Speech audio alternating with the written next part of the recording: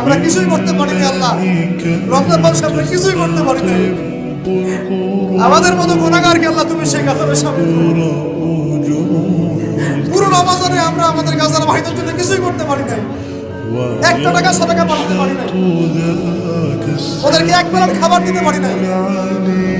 রমজানে আমরা কোরআনের হক আদায় করতে পারি নাই, খাস করে তওবা করতে পারি নাই, তাহাজ্জুদ ভালো করে করতে পারি নাই, তারাবি ঠিক মতো করতে পারি নাই।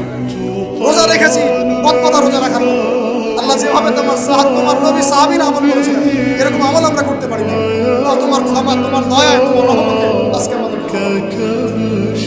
এই শিক্ষাগুলো থেকে আমাদেরকে ভবিষ্যতে তৌফিক দান করো, যাতে করে আমরা তোমার নিজামুদ্দিনের মতো করে জীবন যাপন করতে পারি, গুনাহমুক্ত জীবন যাপন করতে পারি, ইসলামের জন্য একদম জান মাল সময় সব উজাড় করে দিনের খেদমত করতে পারি। 21, 23, 25, 27, 29 নাকি খালি 27? আপনারা কি খালি 27? হ্যাঁ না, ফালতামিসু ফিল আশরিল আওয়াখিরি ফিল মিনাল ভিতরি, রমজানের শেষ দশকের বেজর রাতগুলোকে কদর হিসেবে তালাশ করো। আল্লাহর হাবিব সাল্লাল্লাহু আলাইহি ওয়াসাল্লাম শেষ 10 দিন টানা ইবাদত করতেন, টানা ইবাদত।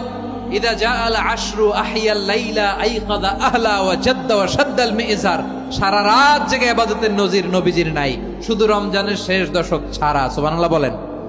নিজেও ঘুমাতেন না, ফাতেমা রাদিয়াল্লাহু তাআলা আনহু, আলী রাদিয়াল্লাহু তাআলা আনহু কাউকে ঘুমাতে দিতেন না, সবাইকে জাগিয়ে তুলতেন।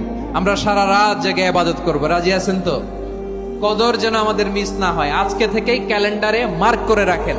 সব কাজ পেছনে ফেলে, সব ব্যস্ততাকে পেছনে ফেলে ইবাদতের জন্য আমরা প্রস্তুত থাকবো কদরের রাতে। কোনোভাবে কদর যেন আমাদের মিস না হয়, ইনশাআল্লাহ বলেন তো।